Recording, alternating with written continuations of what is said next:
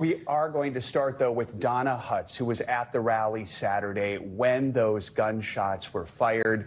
Donna, good morning. Thank you so much for joining us. We appreciate you taking the time. I know you were in the bleachers with your son just a few rows from where one of the victims was killed. How are you doing now? What have the past 2 days been like for you? Well, Saturday was just what it was, a nightmare. Yesterday, we were busy yesterday, and it wasn't a batched out, so we were sharing our story and telling our story. It's a little bit of a therapeutic type of help in some ways, believe it or not. But this morning now, I think last night I finally slept decent and solid, that I didn't wake up with just thoughts. And this morning as I wake up and just see this again, and I've already been on a talk show with Toronto. I was on with Australia last night and talking to these other countries and hearing what they're saying. Everybody wants us to heal. Everybody wants it to repair. Everybody wants the magic answer. Is this it? Are we all better now and we're all going to be friends? I don't have those answers, but I do know that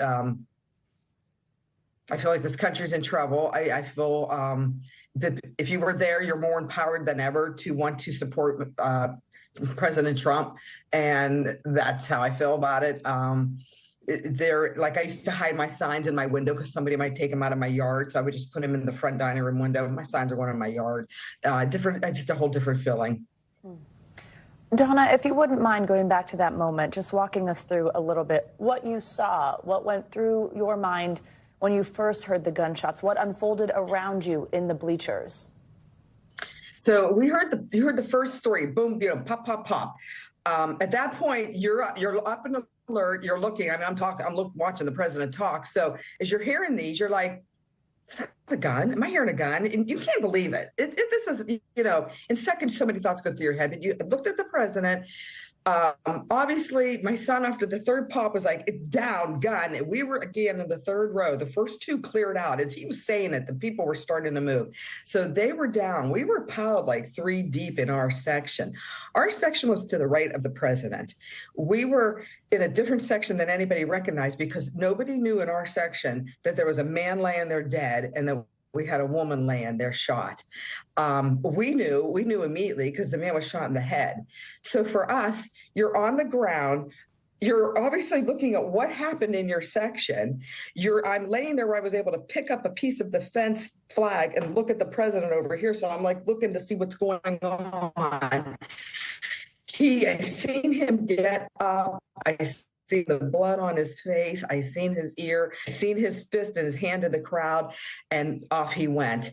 So now I'm like, he's gone. We're still down. Nobody will let us up. We have people dead. So is this now a mass shooting? Because now you're looking at the sniper on stage, putting a gun into the crowd looking. So you're in our scenario, we were different than everybody else. Nobody knew there was 2 people shot in our bleacher. We had to face that fact. So you're looking at that and then that. And so I went from assassination to shooting. That's what my thought was in those moments.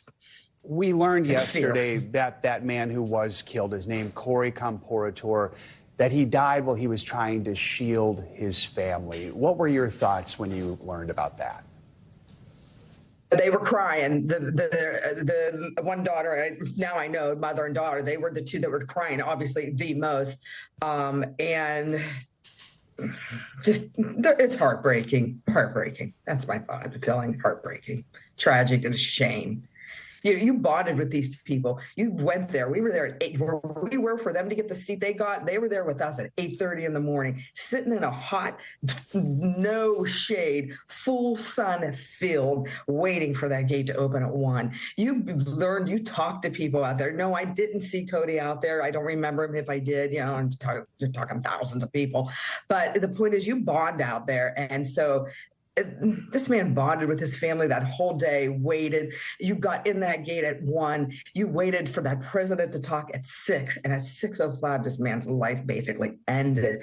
It's terrible. It could have been us. That's what I think, too. My scenario was different. I was in the medic tent for a little bit. Had I gone in with my son, Joe, we probably would have been at the top of that bleacher because we picked top bleachers. He didn't want me to walk, so he picked the 3rd row. So there's so many scenarios that play through our head today. We're still not over it. Donna, I'm struck by you mentioning that you've been speaking even with international news organizations and people wanting us to heal, people wondering how we'll fix this. After seeing what you did at Saturday's rally, what worries you about the state of politics in the U.S., especially as we get closer to this election in November? The violence that is set up out there for people. I'm a very good reader. I read every side. I like to know what everybody's thinking, and I go to those websites where there is riot planning for these people to join these sites. I read this. That has to stop. These are just peaceful if you want to be doing this, but the violence has to stop. And that's what the countries are saying. Will our violence stop? Will we be at peace? Will we all stop this? And you hope. Donna Hutz, we appreciate your time this morning. We're glad that you and your family are okay. Thank you for speaking with us. We certainly are. Yes, thank you for your time, Donna. We're thinking about you and your family. Thanks for watching. Stay updated about breaking news and top stories on the NBC News app or follow us on social media.